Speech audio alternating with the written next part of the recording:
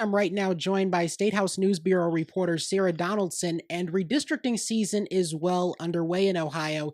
And today, images started floating around of a potential map that lawmakers on the Ohio Redistricting Commission could be voting on tomorrow. So, what exactly do we know in terms of how people are reacting to this map, and what does this map image that we've been seeing show? Yeah, so the image that started circulating, I would say it was probably late in the evening Wednesday. The first reporting I saw was from the Rooster left leaning blog in Columbus.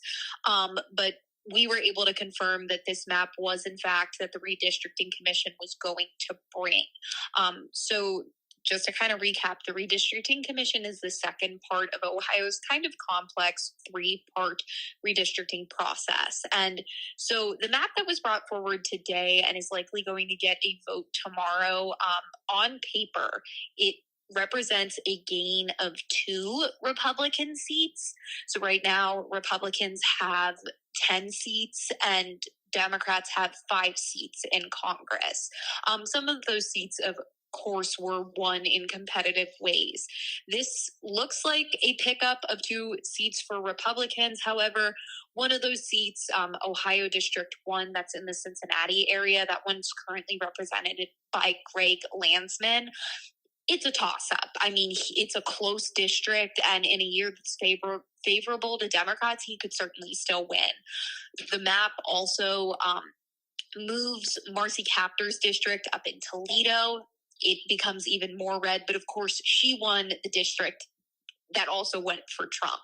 So that's kind of the recap. And the big note that I should add here, because we're talking about the Redistricting Commission and it could be a bipartisan vote, Amelia Sice's district in Akron, that's where Dems kind of see an increase. So that district actually becomes a little more favorable to Democrats. And certainly this represents somewhat of a compromise because there was the risk that Democrats could maybe see a map that was even more less favorable to them.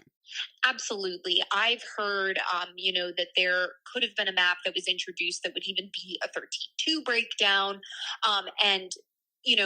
Governor DeWine talked with reporters this afternoon during the redistricting committee meeting, or the redistricting commission meeting, my apologies.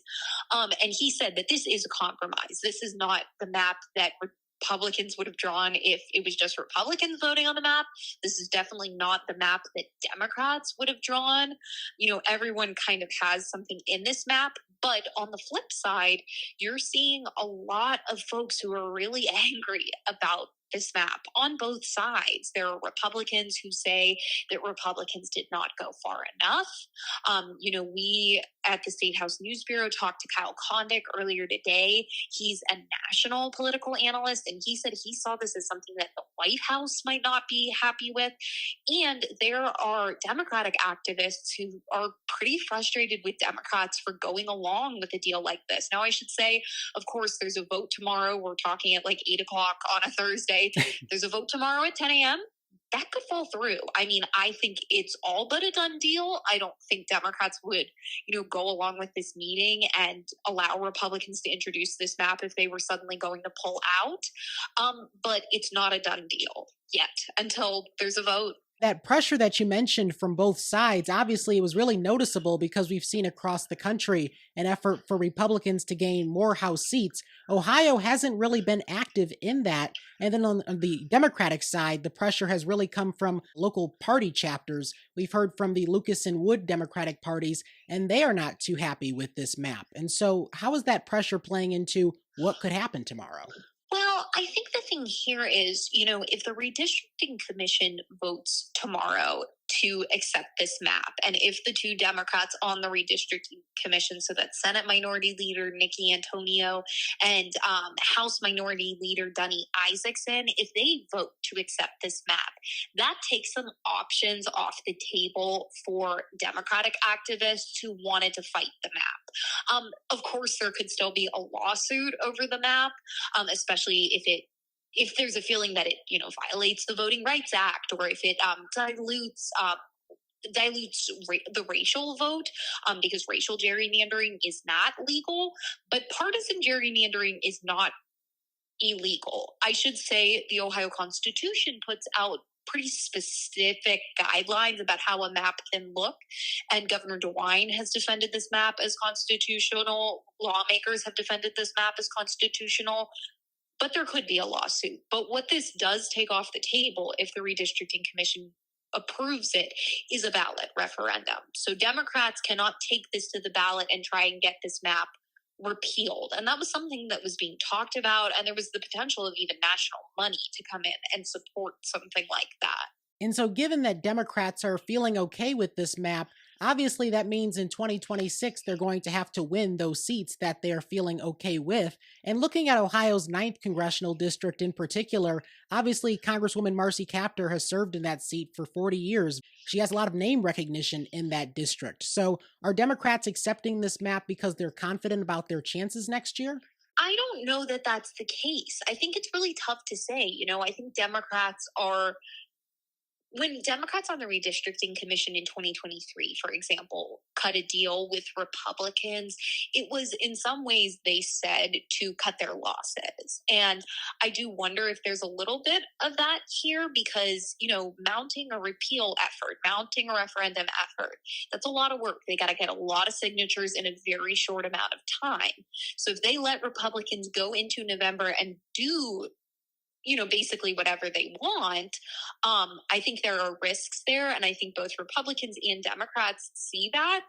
But I don't know that that means that they feel confident in Marcy Kaptur's ability to win that district. I mean, she just barely held on to the district last time. And that was, I think it's her district right now is +6, +7 President Trump. It's a different situation for Landsman down in Cincinnati under this map. It's more +3, +4 Republican, I want to say. And again, Democrats are looking statewide and they've got a district in Akron with Amelia Sykes that is now more friendly to her. So it's tough to say. I think if Marcy Kaptur, and I believe she has declared that she's running again, but if she chooses to run again next year, she is going to have a very tough race in front of her. And then just on the Republican side here, obviously this map does disproportionately represent Republicans in the state of Ohio relative to 2024's presidential election results. Are there any Republicans that have even argued for a different map that may be more favorable to Democrats, or is that just something that is not being considered at this point? You haven't really seen, there's been intense national pressure for sure on the part of Republicans coming from the White House, coming from congressional Republicans to pick up as many seats as possible. And then you've seen almost this retaliatory redistricting in Democratic states. And so I think it's pretty unheard of to see Democrats and Republicans actually potentially coming to the table and working at a deal. You haven't seen that in a lot of other states. I do think it should be noted, though, that Republicans do make big gains even under this map. There are other red seats that become even more red under this map. So, it's, even though Governor DeWine says this is maybe not exactly the map Republicans would draw if they didn't have Democratic input, Republicans still brought this map to Democrats. And they're picking up 2 seats on paper that are blue.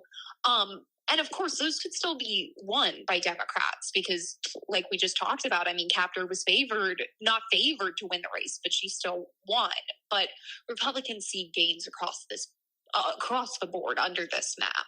Well, Statehouse News Bureau reporter Sarah Donaldson, who has been busy at the Statehouse today covering redistricting, I appreciate you for joining me this evening. Thank you so much.